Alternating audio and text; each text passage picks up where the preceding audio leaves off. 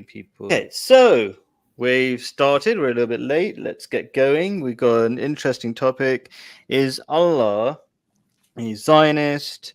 I think we should say a few words. Why are we discussing it? Is it just to be inflammatory? No, there's a lot of useful reasons for it.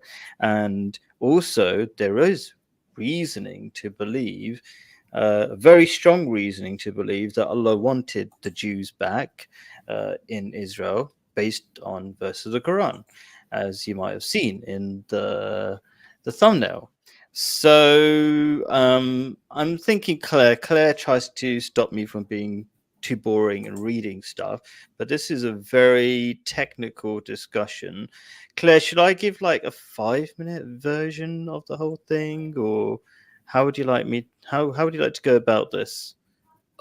Feel free to introduce it in your way, and I think we on this occasion we do need a bit of reading of the verses because people need to know what the verse says and what learned Islamic opinion says about it. So go right ahead. I'm all Sure, and ears. thank you. I'll try to do a short version, not reading every detail, just so people can get an overview. Otherwise, I think I might be talking for half an hour easily. So the essential, well, I thought there was one verse that we'd be talking about, but then Claire earlier on today showed me another verse, but that can easily be debunked as being put out of context.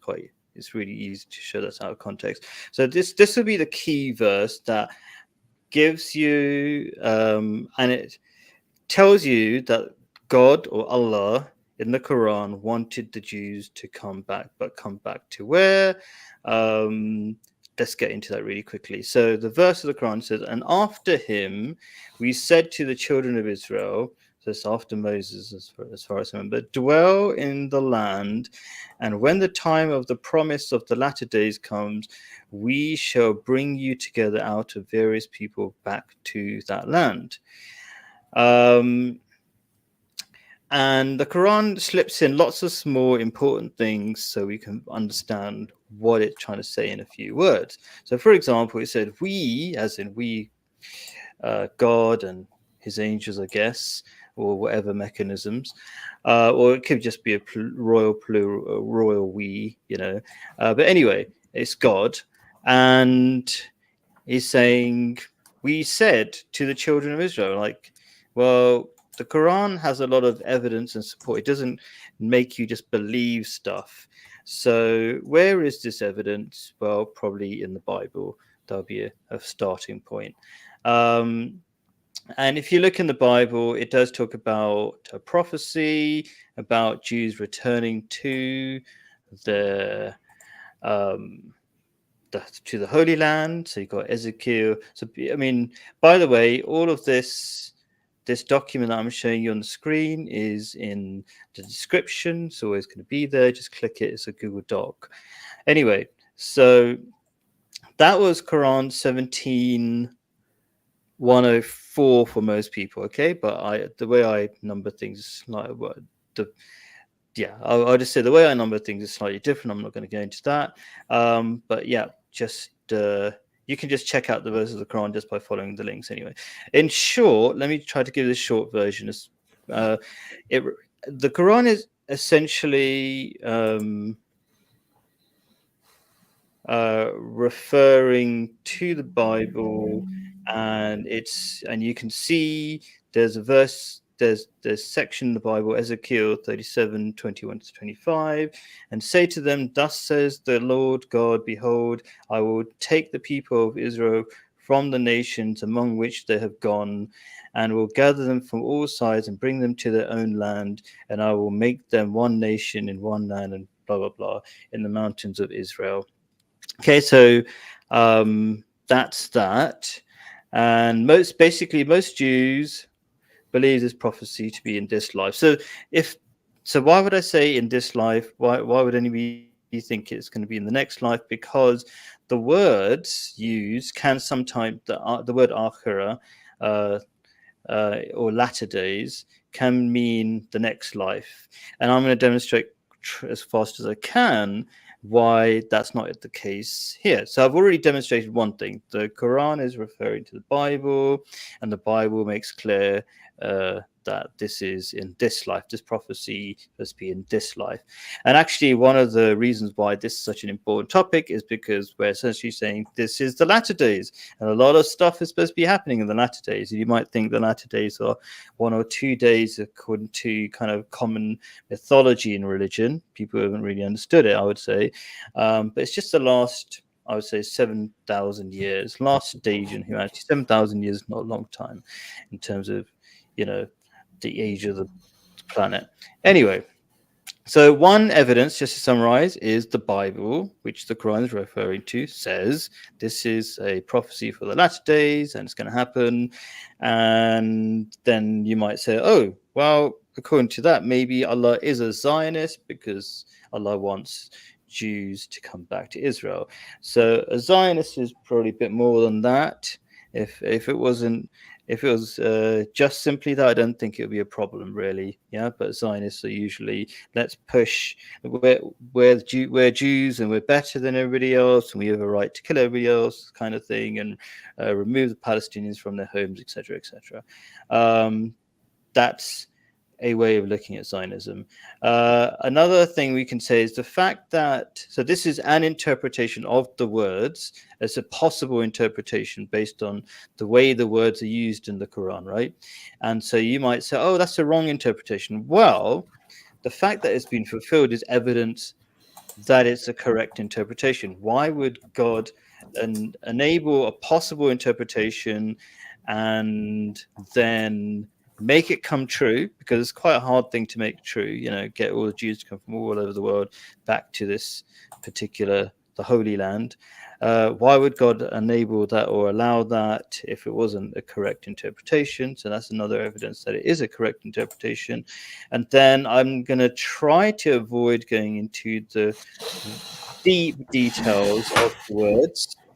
But there's a certain phrase, Wa'dul akhirah, okay, means the latter promise. Okay, it can mean potentially mean the promise of the in the hereafter. But in short, when this phrase is the only time I've seen when the phrase is used, at least in this chapter called "The Children of Israel" in the Quran, okay, it's only mentioned in context of prophecies in this world, and the context it talks of is the destruction of the temple having been done twice. So I think that's the short version. There's a lot more detail that we can go into if people want to ask. Okay, but almost to kind of finish it off, does that mean Allah is a Zionist? Has Allah caused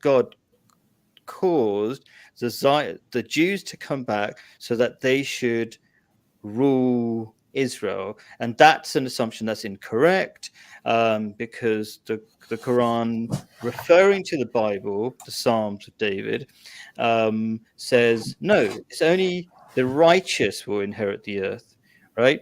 And then you might say, well, did the Jews inherit it? Well, inherit is gives the sense that it'll almost be giving to them rather than butcher the people who are living there and forcefully take it. And I can see the Jews quickly losing the land already. So they've only had 75 short years of having it. It's not much in terms of history. So all people, anybody can have the land when they are righteous. And actually, this is a general principle that seems to work in many places. Just like England, Muslims are taking over without any force. They're taking over just because they're still having children, because they maintain, in general, family values. And there are maybe more than one example of verses where I think I could argue have been used or put out of context, like this verse. Moses said, "Oh, my people, enter the Holy Land." And where's the Holy Land? Canaan, Palestine, Canaan, I should say, Palestine or Israel, whatever you want to name it, which Allah has ordained for you. Okay. And I said ordained only for a limited time. Why do I say that? Because shortly after that verse, God said, verily it should be forbidden to them for 40 years. So it's not an indefinite homeland for them. They're invited at times. So I've said a lot. I've tried to say it as quick as possible, not reading every single detail. Claire, what are your thoughts? And then we will try to get some of the comments from the public, let's say.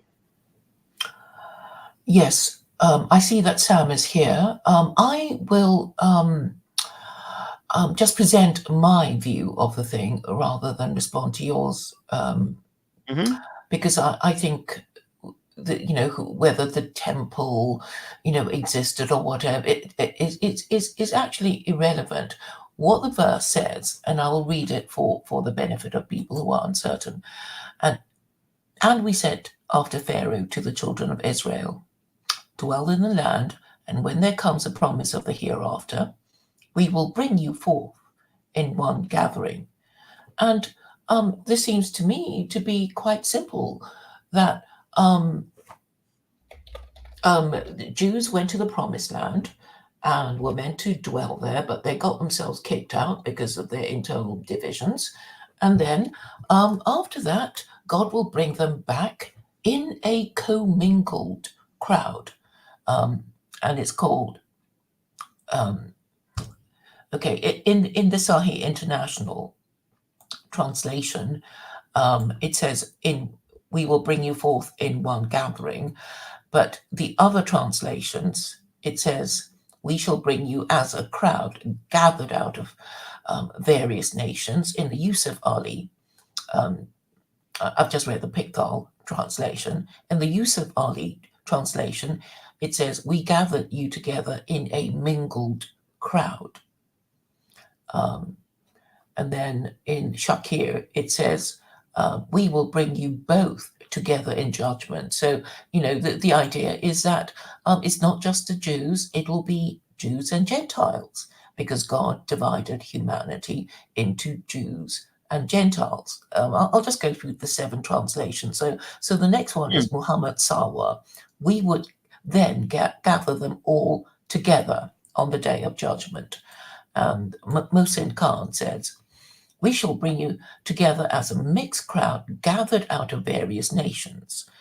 And finally, Arbery says, we shall bring you a rabble. So as you can see, the who is going to be gathered into Israel is slightly controversial, but it is making clear that it's not just the Jews. It's the Jews with, gathered with some other people, but since God has conveniently divided humanity into Jews and Gentiles, it's clear that it's not just the Jews alone. And as Israel stands now, there are Gentiles in Israel, so it's already there. And although, is it end times? Is it not? I would say whether or not we are living in the end times, we are supposed to obey God's laws, and there will be trouble if we don't. And the fact that the Quran is not always, but quite often talking about Jews, calling them children of Israel, means, he means a specific group of people who were the descendants of Moses.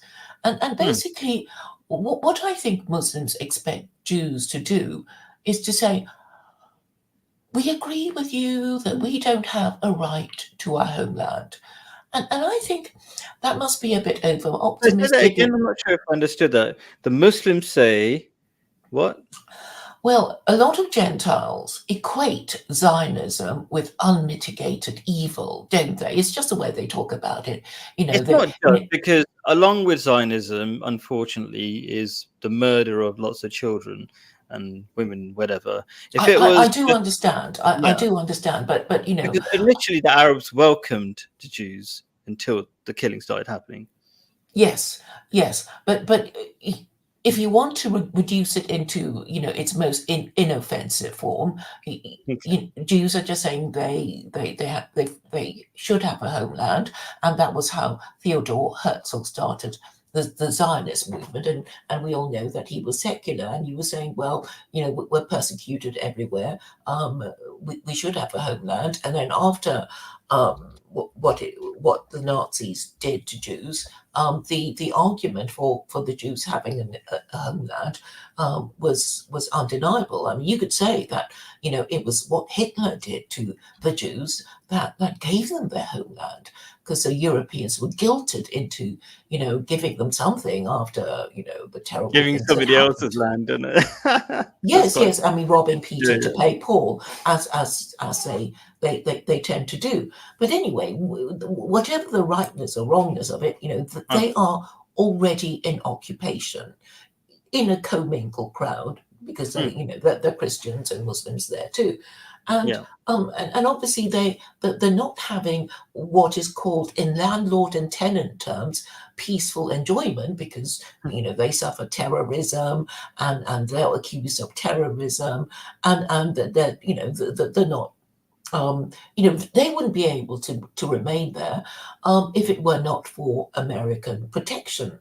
And my view of Israel is that it's an American colony. It's a American protectorate, which is why it is so hated.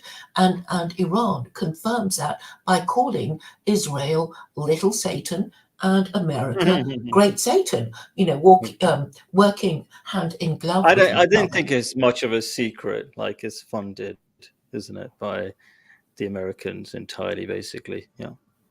Yeah, and I think that the British were, sort of knew that, because they have a marine empire, they had one anyway, they knew the strategic importance of Israel, because it has access to the Mediterranean Sea, very close to the Suez Canal, access to the Red Sea, and all this is very important if you have a sea empire, which is what America and Britain, well, Britain was and America is. And Israel has been described as America's unsinkable aircraft carrier, and obviously the Americans use it to keep an eye on the oil and the Arabs.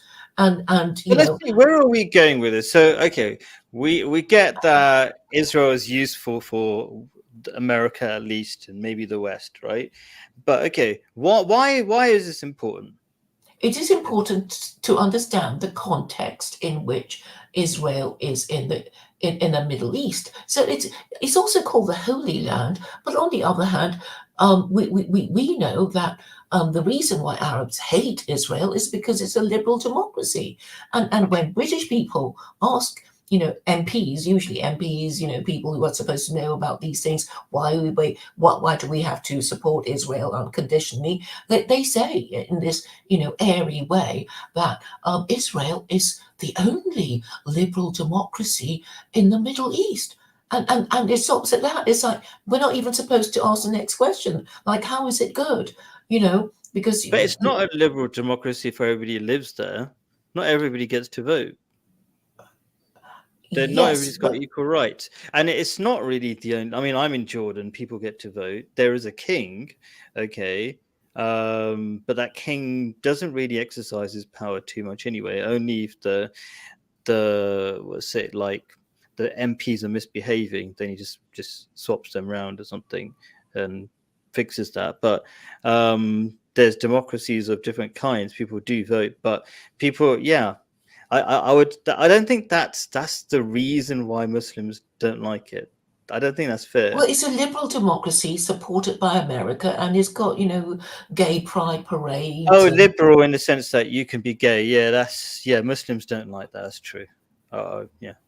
Yeah, and maybe they haven't thought it through completely, but it's just a sign of imperial dominance. Oh, sorry, I'm so useless at this. Sorry, I've had it shrunk, and I couldn't see Sammy there. Sorry, Sammy.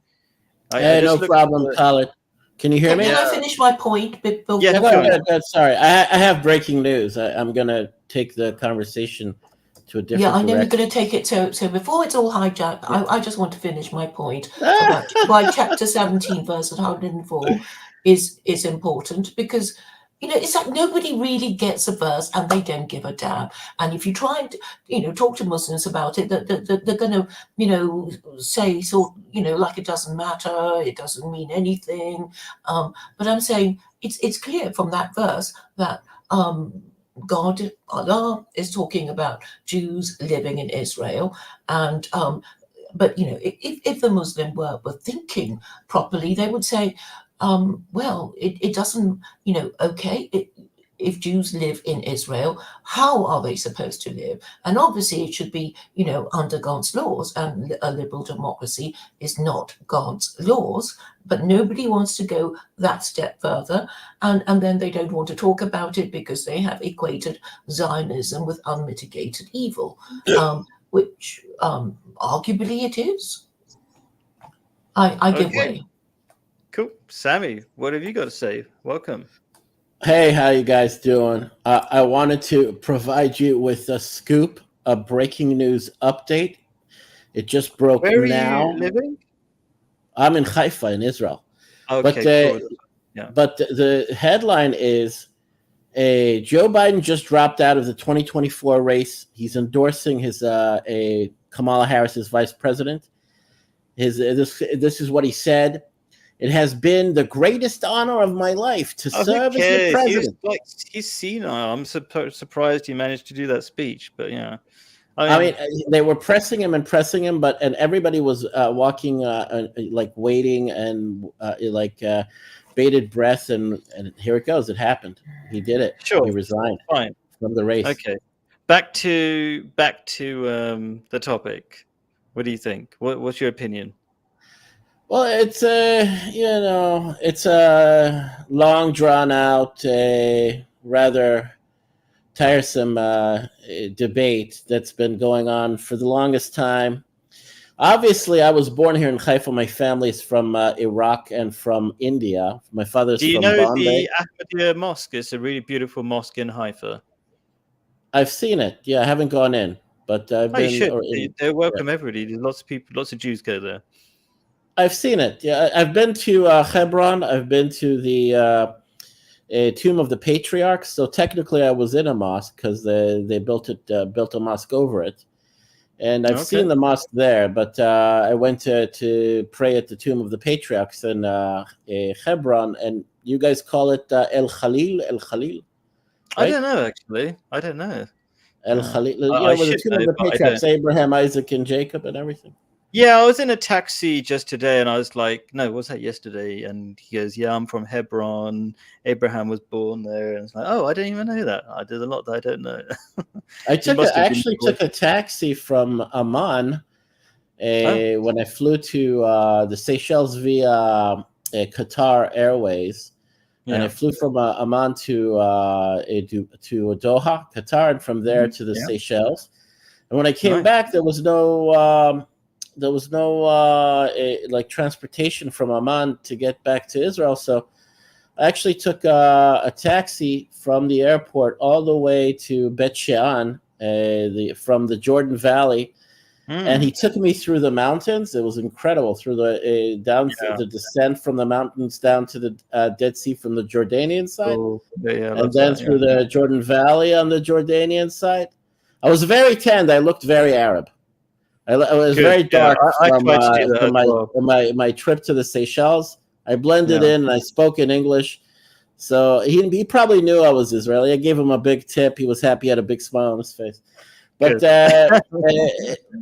luckily I wasn't abducted or taken hostage or anything. That I was happy that didn't happen. That won't happen in Jordan because the king would kill you, basically. I mean, that's kind of like, it's pretty. You just don't know. You just don't do terrorism. They will hunt you down. Because it is the king is actually got what trained in England military. Yeah. He's a pilot, right? He's a fighter pilot. Is he a pilot as well? I don't know, but I know he's a military man. Yeah. Yeah. They don't mess. They don't mess. You don't mess. You don't commit crimes in Jordan. Otherwise, you don't know what's going to happen to you. Which is kind of good. I like that. No crime. Like I go into shops all the time. I don't want to sidetrack too much, but like the shopkeeper is often not there. But I think it's not just to do with the rules, but it's the culture of like. It was interesting because on my way to the airport, I took a bus from Nazareth to get to the airport in Amman, and he took a detour through through a large part of Jordan. So we got to stop at Idlib, I think it is Idlib in the north. Yeah, I think so. Idlib and Jarash. We took a couple of stops until we got to Amman. So I got to see Jordan, and you know what, the topography and the countryside is almost no difference from Israel. It looks very similar. Not a surprise. It's kind of one terrain, really, one place, really, just human borders. Okay, but let's get to back to what we were saying. So I'm going to summarize. Let me put forward one idea, and let's just see step by step how you feel about it. So there's a verse of the Quran that is saying, in the latter days, the Jews or the children of Israel. We don't say Jews. Jews is a relatively made-up word, right? From the followers of Judah. The tribe of Judah. Which that's only one of the 12 tribes. So children of Israel, the Quran befittingly uses that phrase in preference. Anyway, so it says, in the latter days, the Jews will return. They'll be brought back from many nations to the Holy Land, and it refers to the Bible, just to clarify exactly what it's talking about. How do you feel about that? Like, do you feel that's an interesting prophecy to start off with? If it's in the Quran and it's a part of Islam, I'll tell you, my grandmother from Baghdad, when I grew up in Israel, and every time I came to visit, once my family left and we lived in New York, every time I came to visit here as a child, my grandmother was raised illiterate, and she made a aliyah here with her family, and she was not taught to read. But she remembers all of the stories that she heard in Arabic, both from her parents and from the people in Baghdad during the time she grew up there, mixing with Muslims, Arab, Iraqi Muslims, and there was a relative sort of like peace, and there was decorum between the Jews and the Muslims until the Farhud, the pogrom that developed over there in the early 40s or late 40s. Sometime the Farhud. There were persecutions of Jews in Baghdad in the early part of the 20th century. It was not as prolific in other times of history.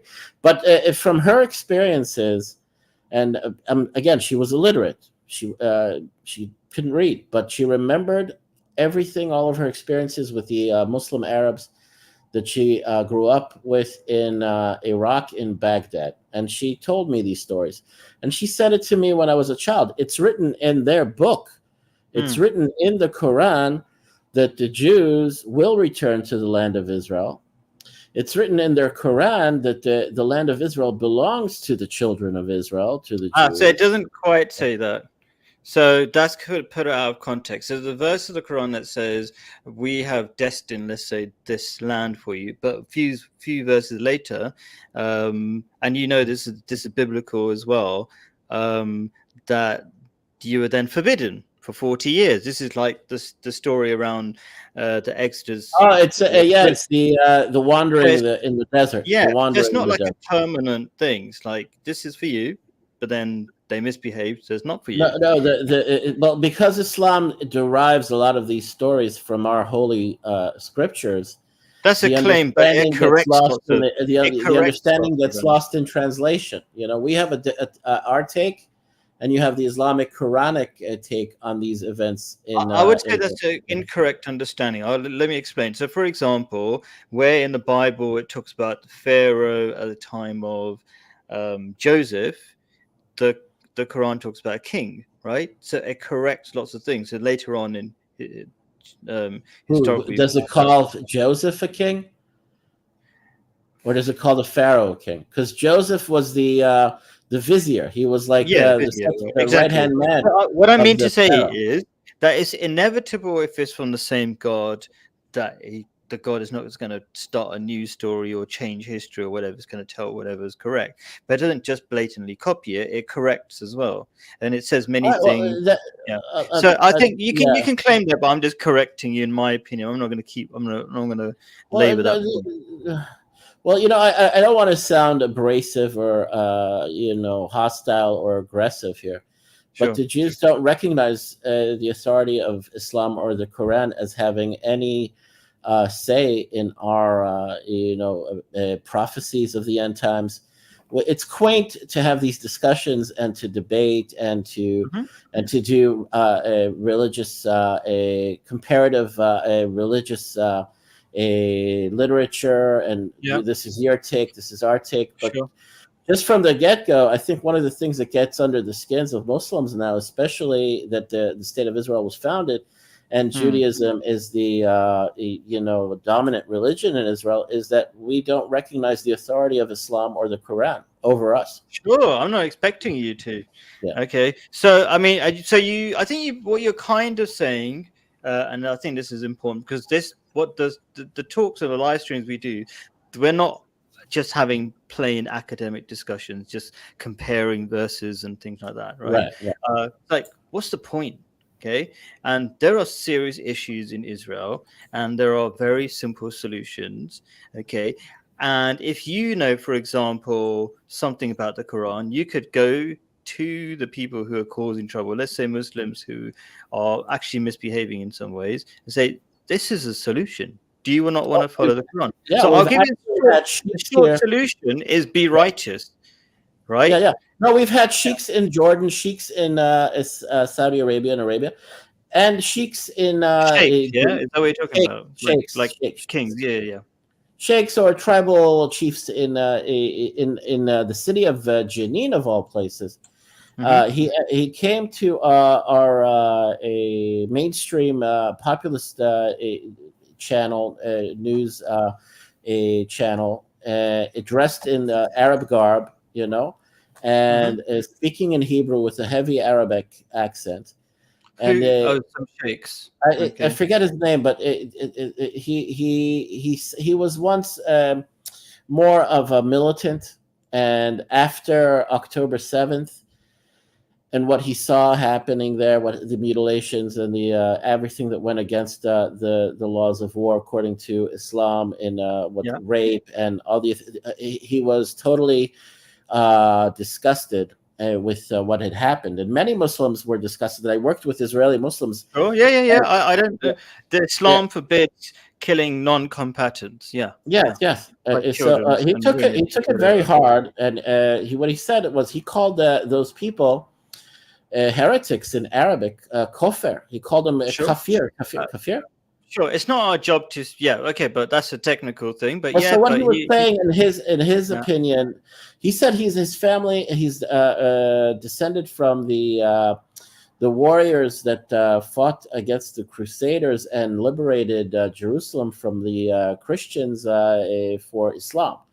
He has that lineage, and it goes back that far, and he could trace back his lineage to that time. And what he said was that the Muslims are actually obligated to bring the Jews back to Israel. To have that's the example of the third Caliph. No, the second. I'll get it wrong. Second Khalifa after Prophet Muhammad, peace be upon him, Umar, who when they conquered Jerusalem, he asked, where are the Jews? And the Christians said, we'll kill them and got rid of them. And he said, what? You can't do that. And he said, go and find 80 Jewish families and get them to reinstate them in Israel. So that's kind of the tradition, Right. Well, there you go. Yeah, the example. There you go. So we don't kind of like overlook that. We recognize that, and especially Middle Eastern Jews like myself, that know our history know that that Christians and Christianity and Christian occupation of Jerusalem and the lands of the Jews was very brutal and very a sort of prohibitive. They marginalized the Jews, and as you said, they drove out as many Jews as possible, and they made it. Christianity is derived from Greco-Roman paganism and idolatry. It's directly. Sure. There's no lie. There's no even lying that. Hiding that. It's not even up for debate. It's not a lie. It's the absolute truth. They want to cover that up and say that there's some sort of organic event that happened where they usurped the Jews through Jesus, and they become the new chosen people. And why don't we make this the topic? So we've already covered technically that, sure, Allah in the Quran says the Jews will be brought back. Yes, they'll be brought back. Allah also says the righteous will inherit the earth, including especially Israel, let's call it, Palestine, Canaan, whatever you want to call it. So where do we move forward? I think from here, where do we move forward from here? From what I know from personal experience. Why aren't we moving anywhere when we haven't even discussed the most important point, which is Zionist, what it means, and how many kinds Zionism, secular Zionism, according to Jewish religious beliefs, is temporary. We don't have this position that secular, atheistic, Western Zionism. Sure, but what is it? Claire's asking, what is Zionism? I just posted a link, and it's like types of Zionism: political Zionism, practical Zionism, synthetic Zionism, labor Zionism, liberal Zionism, revisionist Zionism, religious Zionism, cultural Zionism, revolutionary Zionism, reform Zionism. So nobody's even bothered to define it. So it can mean anything. I mean, you know what? I'll define your brand of Zionism. My brand. You can call it my brand, but you can call it you can call it the organic Jewish take on a return to Israel. Before there was the political Zionism of the 19th century, which was actually founded by Lord Palmerston, a Freemasonic Anglican Satanist, that was the Prime Minister of England at the time in the early or the mid 19th century in England during the British Empire. All right, so Herzl and all these people, they were part of secret societies that were directly linked to the royals and to the Freemasons and to the Anglican Church. Okay. Sure. So it wasn't even a Jewish movement. It was an Anglican movement, the political Zionism that took form, that took shape. Okay, this I had a discussion with Joseph Atwell, but this does not mean that you can overlook and usurp the Jewish sort of like longing to return to the land over centuries. Okay, while we were dispersed, let me finish. While we were dispersed in exile in the diaspora, the Jews in their prayers always mentioned the return to the land, the longing to want to return to reestablish the state. Okay, so what hijacked and kidnapped our movement were geopolitical imperial aspirations of the British Empire through Lord Palmerston and the people around him. Okay, and that needs to be understood. So all three of us agree that if certain Jews, because not all Jews, would like to go back to Israel, say go back, it's not like they were all there necessarily, it's a bit weird thing to say, but let's say historically they like that land because of some sort of religious heritage, then sure, go back. I mean, just don't take people's houses forcibly and all that kind of stuff. I'm sure you agree with that. You just can't, the clash, you there, but you can't steal land. All right, the matter of the knocking heads and the clash, it comes out of religious ego and religious pride, and declaring war on Israel because, what was his name? Faisal, in the King early part Faisal? of the 19th century. Saudi? He was disappointed by the British because the Jewish state was not meant to be predominantly Jewish, and it was not meant to be Jewish. It was meant to be a subordinate to an Arab national, agenda. The Jews were just supposed to be brought here as dhimmis, okay, and under Or under Dimi? not having Jewish sovereignty. That was Faisal did not expect there to be a Jewish sovereignty. He wanted Jews to return to the region in order to benefit from the prosperity that he believed it would bring about. All right, but he did not anticipate a sovereign Jewish state with the Jewish flavor. So what Jewish do you think are, as a form of a kind of Zionist, as Claire was saying, many types of Zionists, what rights do you think Jews have to Israel? Do they have the right to a Palestinian person's house, for example? Just let's break it down. When the Arabs chose to declare war to, I'm just trying to take it step by step. in a genocidal agenda to annihilate us, that is when they forfeit their claims, and that's when we take over. That's when we actually do conquer. It's all comes about from a lack of willingness to compromise, and the Arabs did not want to compromise. Let's not beat around the bush. They did not want to accept. That's what you claim. That's how you remember. That's your understanding of history, yeah? Well, okay. I mean, look, the Jews are backed by the number one superpower of the world, so they don't really have to negotiate. It's like America backs them. They can do whatever they want, and America will back them with the iron This is dome. a very. let me put things in proportions here. The small sliver of land, really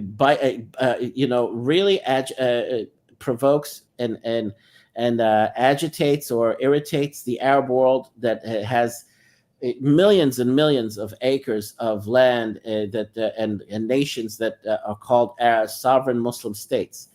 But just like this thorn in the side of Christianity, this is a thorn in the side of Islam. It's all about when it gets down to it.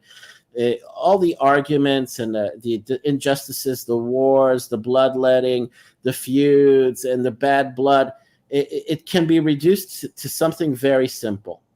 It's about religious dogma and religious pride. It's always been that. Okay. So I'm trying to understand your point of view. So you're saying you were attacked, therefore you have the right to attack back and then confiscate land, for example. No, right?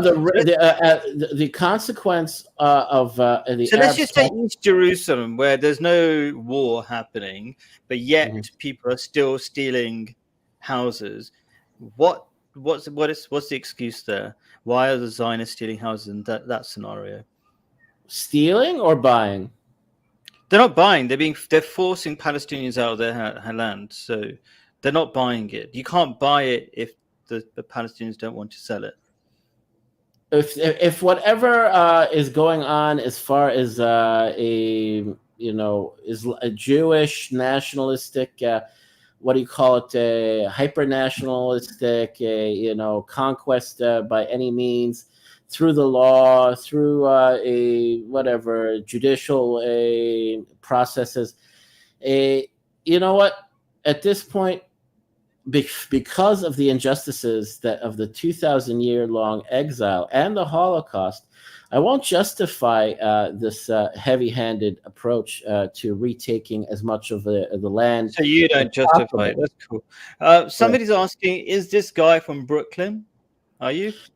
Well, I was born in Haifa, yes, Oh, right. and like many others that have come back, and you have so-called settlers, a lot of them that were born in Israel, lived in the You don't United have an States, American connection then? No, I grew up in New York, in New Jersey, and Brooklyn. From the age of 7, 8, okay? 7 and 8. I served in the U.S. I served in the U.S. military. You must know the accent or something. Yeah, I picked up the accent because I grew up there. Okay, so you're born in Haifa, then lived in New York, and then came back. And came back. Yeah, I served then in both originally- militaries. I served in the IDF and the U.S. Army. So from your mother's side, you're Iraqi, though. Right. Okay, cool, interesting. Yeah. Right. Yep. Claire, what should we go? I mean, me personally, I'm always about like, there's a huge problem in Israel. Let's deal with that, and we can twist that subject that direction. But Claire, I don't want to upset you. Is there a direction that is there something we've not covered? Yes, I just wanted to make it before it was all interrupted. So my point is this: there is this verse that suggests that Allah is Zionist. So I thought we might, discuss what Zionism means. And Sure. Sam was saying that the moment you kick the Jews out, they would have an immediate desire to return. So if I kicked you out of your home, Khaled, you would want to return to it. It doesn't matter what country or race you are. The moment I kick you out, you want to return. Yeah, like the Palestinians would definitely want to return. I understand. Yeah, and so we have to think. Yeah, right.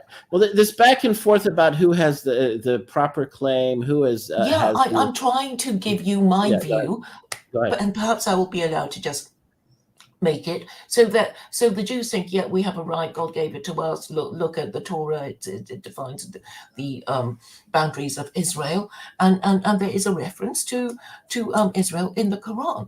So, and even if the Jews did not have all this scriptural support to live there, the fact is that they are already there, and in law, what is called it's called possession is 9 points of the law. So if you're already there, nobody else can dislodge you. You will eventually become the rightful owner of the freehold, and so this is the position, and so the only thing that comes into question is whether Jews will be allowed what is called peaceful enjoyment of their territory.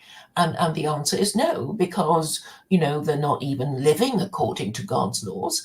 And I'm sure the Muslims would be, completely happy for Jews to live there if they lived under Sharia, and they don't want to. So that is really the problem. You're saying the Muslims are unhappy that they have pride marches and all that kind of stuff. Yes. Most Israeli Jews, I'll tell you, a majority of the Jews living here, 80+%, are not progressives. We're not leftists. We're not atheists. We're not pro-Western as far as the agenda of pushing LGBTQ+PB down our throats. We see that as a reprobate.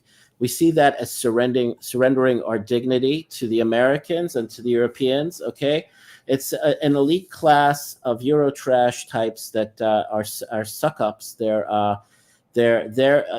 basically profiting from imitating the West and swallowing everything the West. Okay, let me ask you something. Okay, I get that, and it's really interesting to hear that, because we get the impression that there's like the ultra-Orthodox and they're tiny. No, I'm a Middle Eastern Jew. We're a majority of the population. We're the majority demographic here. Middle Eastern Jews. So let me just ask you a question. How many kids do you have, Sami? One. Okay. The reason why I ask you is because progressives and liberals tend to have less kids, and there's a population issue without the ultra-Orthodox Jews, because they're going to be out. No, they're going to be the dominant population. They're going to be the majority. It's I'm because I'm an American. Right? And I started late, and I was Americanized, and I grew up liberal in New York City. Even though I was an army guy, military guy, I delayed my marriage, and sure. So you are kind of quite liberal, but you're not as liberal but you don't support homosexuality. You're not that liberal. No, absolutely not. I think it will end very soon, especially in Israel. It won't be allowed here. I'm a Messianic Jew. I believe in the arrival of the Jewish Messiah. Oh, sure. Did you say you're a Messianic Jew? What? No, I'm a genuine Messianic Jew. I won't relegate that to the Christians that, again, stole this terminology to label us in however they chose to. I believe traditionally in the arrival of the Jewish Messiah, not in Jesus. Jesus is a fraud. And so I'm awaiting the arrival of the true Jewish Messiah. Once he arrives, there won't be homosexuality in Israel anymore. Period. Oh, cool. Okay, Mike. Thank you for joining. Ed, you want to Oh, share hey, anything? how's everybody doing? Claire, nice to see you again. Mhm. Khalid, the sword of Yeah. Allah. Sammy, how are you? Hey, Hi, Mike. Mike knows some stuff, you know. So basically, Khalid is, well, Khalid Ibn Walid, the sword that's of right. Allah. So he was given, because that particular person was a general, he was called the sword of Allah because he won so many battles, Right. even though he had such few people. Actually, Anyway, so as you a know, pagan, he almost killed Muhammad, outflanked him in the battle of oh the yeah, Mount. that's right. He did a good job while he was an enemy as well. It was the heavy Yeah. cavalry who outflanked Muhammad when the archers Well, broke ranks to grab up the women, the war booty. Just to explain that, Prophet Muhammad said, whatever you do, he said to his Muslim people, don't leave this particular hilltop, your archers, because it's really important. Like, even if we're winning, just don't leave there. And then the Muslims thought they were winning, they left it. Khalid bin Walid just saw that because he's very good militarily. He took that point, and then it was a turning point of that particular battle. But anyway, you know, a lot of stuff. Anyway, so Mike, he's actually in a video game. In a video game now. Yeah, Khalid is in one of the, I don't know if it's like Age of Empires or something, but he's in a video game. Okay, He's that makes sense. considered the only you're from Florida, right? We talked before. You live in Florida. Yeah, I'm from Florida. We did. I think when we did talked before. Oh, on Luke. It might have been on. It might have been on. What's Claire? What's your friend's name? The guy from Australia. Luke Ford. Luke Ford. Yeah, Luke Ford's channel. That's where we talk. Yeah. Yes. See, yes. Claire's Oh, networking us all together here. Yeah, there you go. Mixing it up. So, Mike, what do you think about, is Allah a Zionist? Let's start with that. Yeah, well, obviously I don't believe in Allah because I'm an atheist, so I think this is all nonsense. But according to the Quran, it's very interesting to see the religious people how they pick and choose what parts of their holy texts to weigh things down in. I was actually just are you suggesting we're ignoring certain things? Because that, I mean, just tell us. No, I mean, that's just the verse in Claire. Weren't you on like KHAW? I trolled you over to them, and the Muslim cowboy, he was just like, well, it doesn't really mean today. It's he said that, but that's in the time of Moses. It doesn't apply to now, you know. I mean, we are making the argument. So what's your claim? Your claim is that there's lots of interpretations, is what you're saying. Yeah. Exactly. Okay. Yes, there's lots of interpretations. I think anytime someone clings to this religious text that, hey, this says it's like manifest destiny in America, right? Okay. So how about this? So it's not easy to make a prophecy to say the Jews will all return from many nations and come back to the Holy Land. I couldn't make that prophecy up. That would be a weird prophecy for me to make up, right? Just randomly. Why would I make that? And that's supposed to be a sign of the latter days, according to the Quran. So one claim to say why it's the correct prophecy is because it's happened. And Colin, I'll also provide you the Jewish take, the input on the return that is actually strewn all over our prophets. In all the prophets, there's a mention of an end times return of the Jewish people to the land. Yeah, so the Quran refers to that as well. So I've got in the document that I posted in the description, Ezekiel 37, or are you Ezekiel? Ezekiel. Yeah, and I read that out in the beginning. Yeah. Right. So we're in agreement. Here in America, the evangelicals are big supporters of Israel because they want to bring on the end times. They think, right. It's just like I forgot to say it to the Dawa guys, the Islamic State, one of the reasons they were in Raqqa was because there's a hadith about the end time starts when you take over Raqqa. Really? Where is according Raqqa? To Christianity? No, in Islam. Oh, really? Wow, I didn't know that. Yeah. I mean, you can Google it. Maybe I'm misremembering, but I think 10 years ago. The Islamic State is just a silly, CIA operation to begin with. I would Right, agree right. because like they won, they had so many weapons, so much oil. It's like it doesn't make any sense. Like how are they running their army? But anyway, we're already 5 minutes or 4 minutes. We've only got 4 minutes left. I like to sort of have a Claire agrees ISIS equals CIA, right? So everybody agrees. God, I disagree. I don't think Oh, the okay, CIA fine. and Mossad Sure. I mean, that's created- probably a different discussion anyway. I think that's a power vacuum where Islamists rose up and declared a Okay. caliphate. Well, But anyway, go Turkey ahead. was involved. Erdogan was involved. I like to get somewhere as like let's say in terms of world peace, pretty important topic. Lots of kids dying right now. Closing statements. Is that what you're referring Closing to? statement, something around that's something useful, not just ideological. Something All right. useful. Yeah. Let's go with Sammy, and then All right. yeah, go for it. It looks very harsh. It is harsh. The bloodletting, the horror, the gore, the trauma. We didn't fly off the hook for no reason. We were heavily traumatized, and if you felt it would arrive somehow, and we were just waiting like sitting ducks, knowing that at some point we will be overrun, we will be attacked. I mean, that was the presupposition that was already programmed Sure. into our Solution. mind, right? Solution. The solution? Okay, the solution is I'm going according to Jewish prophecies. This has all been prophesied. We believe in it. And step by step, we are seeing Jewish end times prophecies being fulfilled and manifesting. And what is going to happen, unfortunately, is we are going to have a major war against the Hezbollah. Iran will be involved.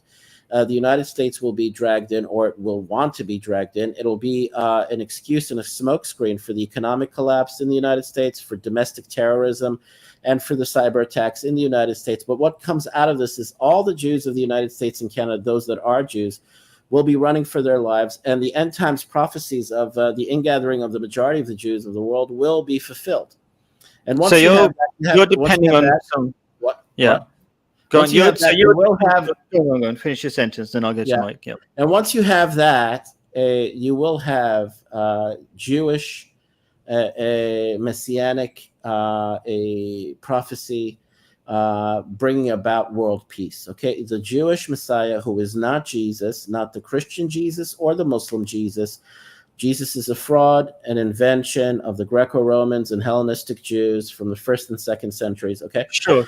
That's okay. So you will have world peace via the Jewish Messiah, and he will make the world basically a better place. He will set everything right.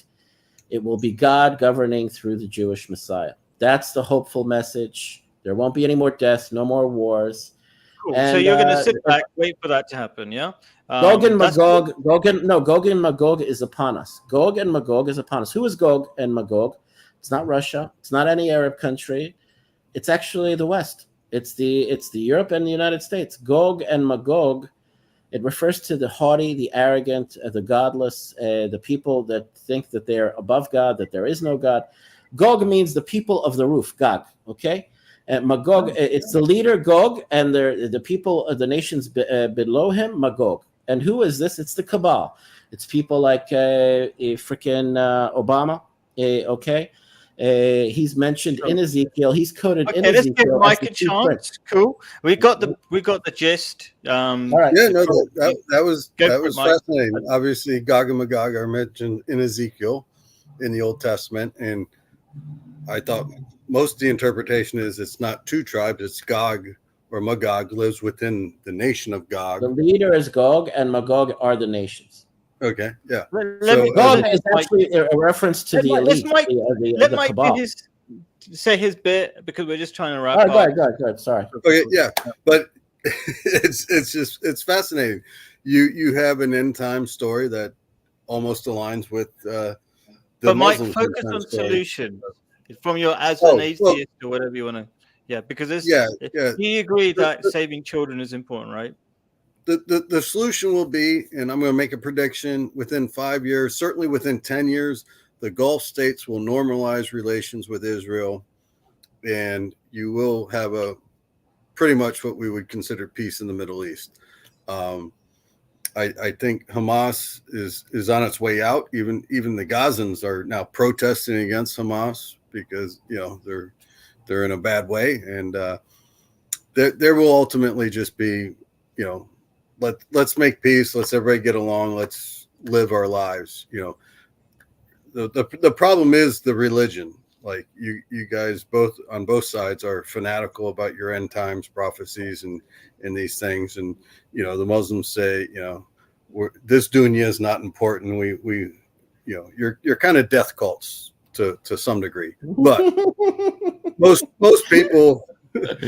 people want to live their lives, and because they realize this is the one life they get, even if they believe in an afterlife. So I think there will be peace in the Middle East within our lifetimes, within the next 20 years. So things I think, it was funny. I was just on another channel, and the guy mentioned King Faisal, and I posted there's a letter from Truman to Faisal in 1947 when Israel was recognized, by the Soviet Union first, and then America was scrambling whether or not we wanted to recognize Israel.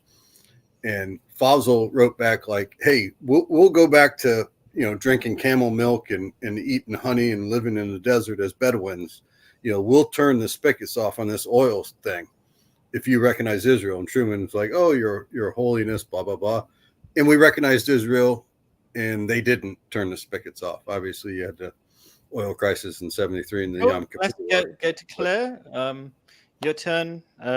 Possible solutions to this problem. And Claire, go for it. Problem of yes, I was talking while muted.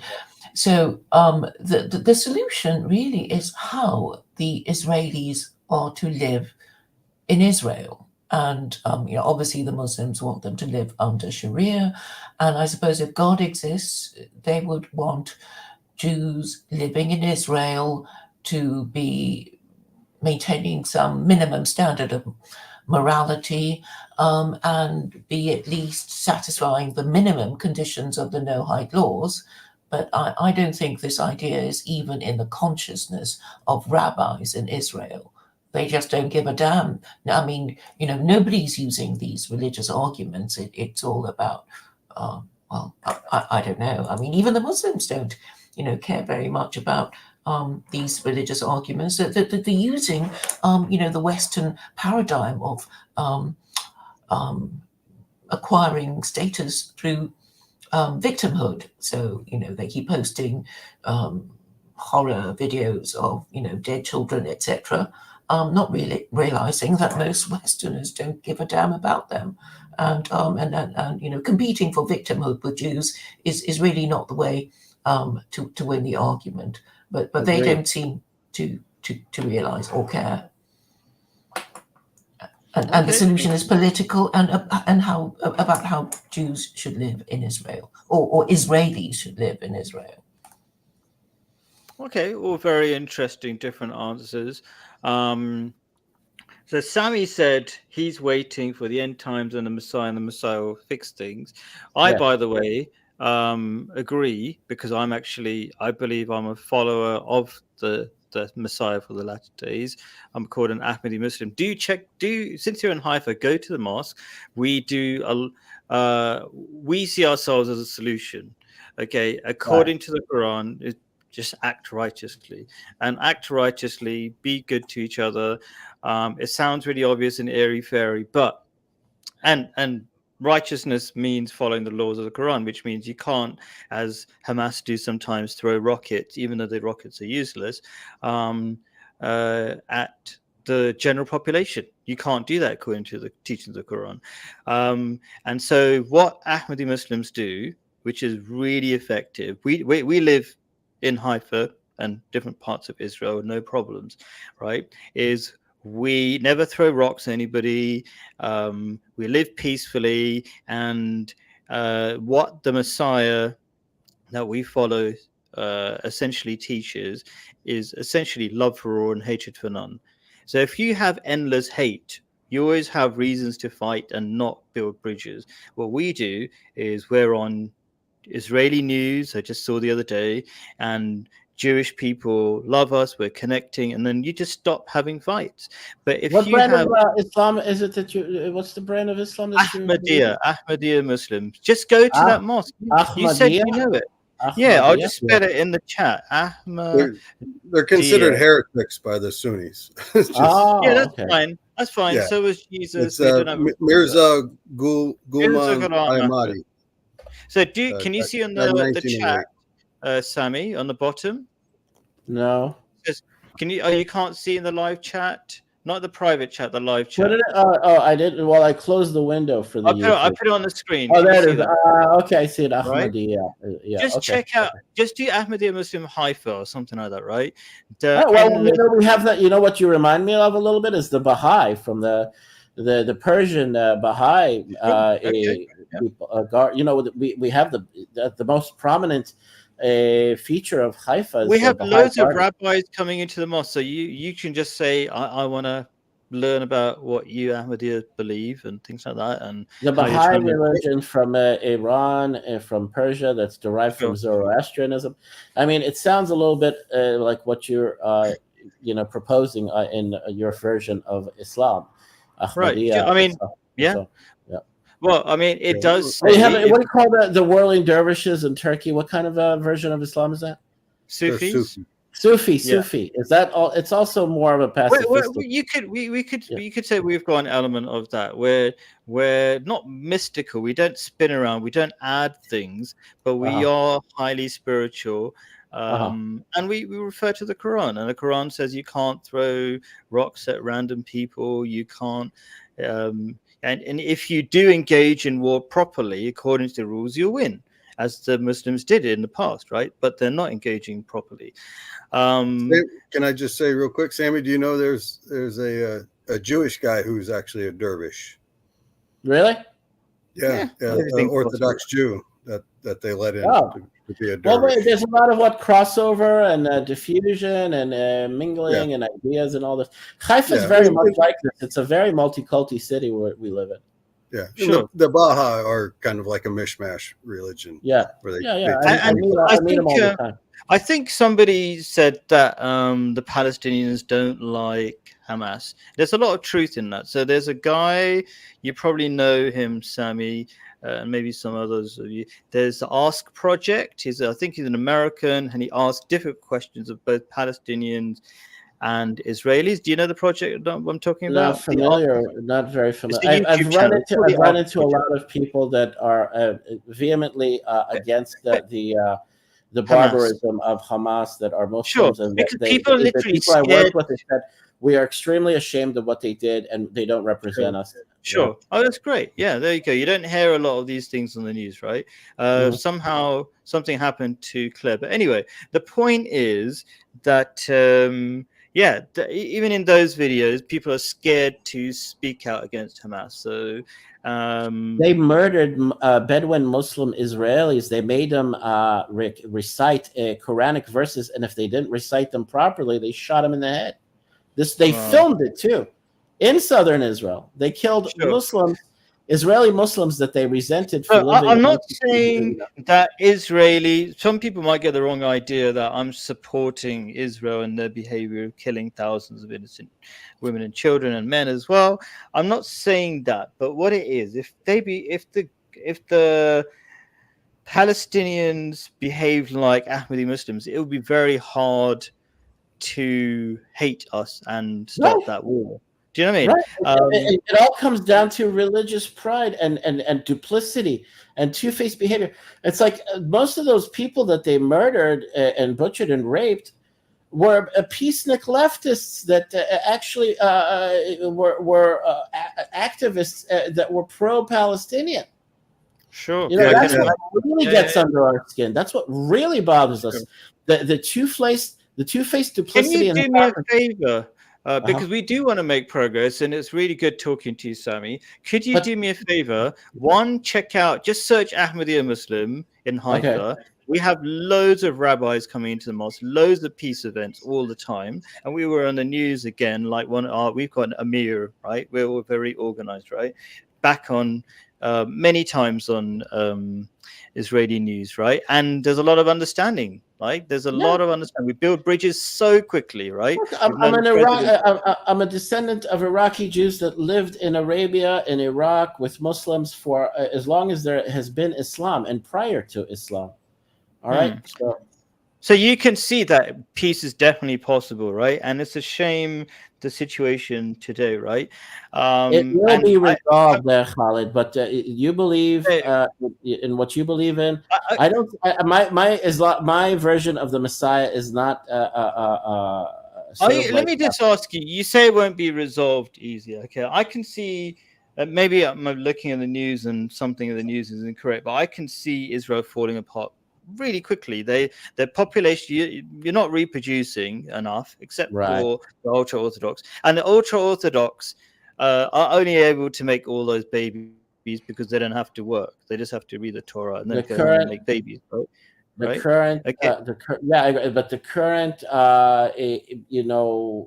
and now they're going to be forced to go into battle, which they hate, so they're leaving. So then you're going to have real population problems, right? I agree. Okay, the current perception is that, and a lot of military analysts like Colonel Douglas MacGregor, which I highly admire as a former American trooper in the U.S. Army, and I see him as a very competent officer and an analyst and a speaker about the current military predicament that Israel finds itself in.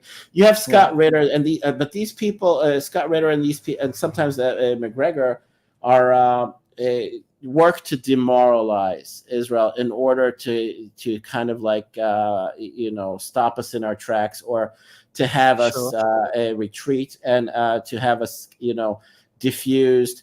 Because they know that once things get triggered here, it will have instant results in the United States, because you have sleeper cells and terrorist groups in the United States that will be activated and radicalized once Iran gets involved in the war against us and Americans. We're kind of going a different This is actually a clear picture of Juj and Majuj, Gog and Magog. Juj and Majuj. You agree that you're going to have serious population problems and Palestinians can... I'm very optimistic. I'm very optimistic. The anti-Semitism that has been... you disagree with me. Liberals, or not even extreme liberals, they just don't have enough children. So you depend on the ultra-Orthodox. And they're being rushed out of the country. How many people... It doesn't matter. It's temporary. It's a temporary predicament that we find ourselves in. Is there a mass exodus of... No, there isn't. No, mostly of Ashkenazic, atheistic, homosexual types of Jews that find refuge in Europe and in America. Those people are leaving. And that actually works to our benefit, okay? That pretty does, actually, yeah. Yeah, that works to our benefit. What's going to work to our benefit even more is let me just say this. When we have this war and the economic collapse befalls the West, and especially Europe and America, the banking crisis, the Jews are going to be blamed. They're going to be pursued. They're going to be persecuted. They're not going to be allowed to even breathe in the West, and they will be leaving. They will be leaving Western countries with only their shirts on their backs, with flip-flops, in a hurry, just like they left Egypt. That's just like they left Egypt. And then the population of the Jews in Israel will quadruple over a very short amount of time. I'd say over in a period of a year. You had one baby, right? How old are you? And they'll be living in tents in the desert and in the wilderness. And then permanent homes will be built. Right now, you're chasing your biggest baby makers, which are chasing them out, called the ultra-Orthodox, because they're trying to make them fight a war. Well, this is all temporary. Look, there's no arguing that anti-Semitism has become, unmanageable and out of control in Europe and in America. Not just because of the Islamic fundamentalists that have migrated to Europe or to the United States. It's because you have Americans now, average middle class, lower middle class Americans of every race, color, and creed, becoming really, frustrated with the economic predicaments they're finding themselves in. And you have, all these conspiracy theorists online, and now you have detractors of the Jews and of, the Jewish influence over America's politics and culture is heavily resented. Okay, this works in my favor as a religious Zionistic Jew. That my anticipation and my longing is for the Jews to not to be able to live in their cozy homes in the diaspora anymore. Their lives should be made miserable, just like it was in Egypt. It's a rerun of the slavery of Egypt. This is what God is going to do to them, and he's going to make them. He's going to impoverish them.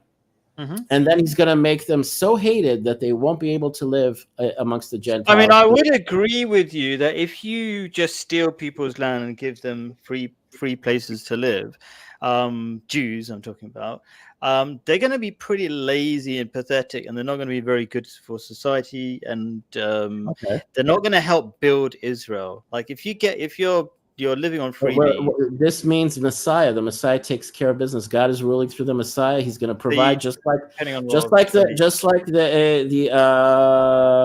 the reality of the Jews in the desert wandering, or the children of Israel wandering in the desert. Everything was provided for them. Once we have messianic revelation, Israel is protected, it's shielded, and it's going to be provided for. I'm going to wrap up with this statement that Ahmadiyya Muslims are leading the way. Just be righteous, and being righteous will make you win. There are so many ways that's already working. The Muslims in England are taking over England, even though they're doing God's work. You know how they're doing God's work? They're driving the Jews out of the West. They're not really. They're driving religious Jews out of the West. Muslims don't hate Jews. Actually, they're very good friends with Jews. I'll say. No. The Jews of Europe and England are very, worried. They're very concerned, and they're always not really. If you get Speaker's Corner, there's a lot of Jews talking there openly. No, I know the communities there. I speak to them personally. They're weighing their options, and they're all ready to make.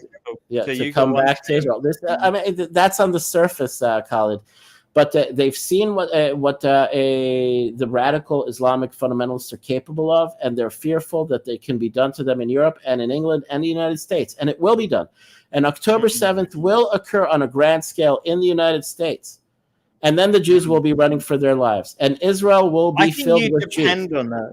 Your belief system depends on this fear mongering, so that you can have a reason to. No, we got a taste of it, though, Khalid. We got a taste of it. There are more radical Muslims than there are your version of Muslims. Yeah, that's true. Anyway. All right. Thanks, guys. It was a pleasure. Have a good night. It was a pleasure. Please, Sammy, do check us up, because I think it will change your view for the future and see how peace is possible. Absolutely. But if you're surrendering and you're a Muslim, and Islam means surrendering, I'm surrendering. I'll even say that in this regard, I can call myself a kind of a Muslim. I'm surrendering to the will of God. I'm surrendering to what He will decide for all of us. And we will soon find out what His will truly is. Sure, you always do. We always do. All right. Thank you for your time. Sammy, I posted a YouTube link in the chat that I think you might like. It's a rabbi from Brooklyn talking to some Muslims about Israel and whatnot. Although it's not Mizrahi, right? It's not Yosef Mizrahi, right? All right. Hang on. It's Rabbi. Since we're posting, YISROEL. All right, all the efforts that are being, I won't be a black. I'm very black pilled at this point in my life. I've been red pilled, but I'm super black pilled right now. I highly admire all the efforts to make peace through discussion, through Hegelian dialectic and philosophy and history and making sense of things.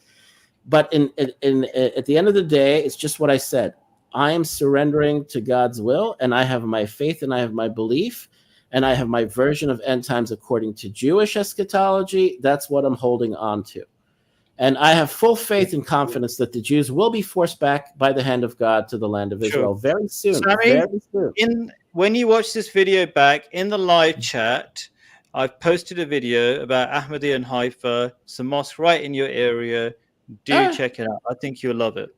No, I have no problem with peaceful people, not whether Christian or Muslim. I don't like fighting. I don't like shouting. I don't like, I've never killed anybody. I don't want to ever kill anybody. All right. Mm-hmm. When I served in the U.S. military, I came very close, and I was very apprehensive. I feared the potential and the likelihood that I would have to kill someone. That's the worst thing that bothered me when I was in the military, that I would have to kill. It should bother anybody, right? It's traumatic. Yeah. Anyway. And so we can see, we're like, there's an atheist, there's a Jew, a Zionist Jew, and I've got a Zionist Jew, other friend from London, right? He used to call me every week just to discuss his problems, right? So, like, the point is that we can make peace, right? We just don't have to be hating each other all the time. Absolutely. And blaming everybody. Everybody's got their faults, and try to build bridges instead. But in the meantime, all the efforts that are being made, it's highly admirable. I highly respect it. But I surrender to God's will, and He will be the ultimate peacemaker very soon. Good, but I surrender in the sense that, yes, I don't control things, but I also surrender in the sense that God has asked us to be righteous, in both in the Bible and in the Quran. And if we do that, I think we would have peace. Thank you both. I'm looking at reality. I'm following current events. I'm a real sort of like what's the word for Mike? Give me the word for somebody that likes to follow a news hound. What is that? Is that the word? Like a policy wonk? Yeah, that kind of. I'm always following everything from all the different angles because it fits in line with my faith and my beliefs in the end times. It will be resolved. We'll go through we're going through trauma, serious trauma. At the end of it, another time. I'm going to end this. All right, have a good night. Have a good evening. Real quick, Bleed, have you ever read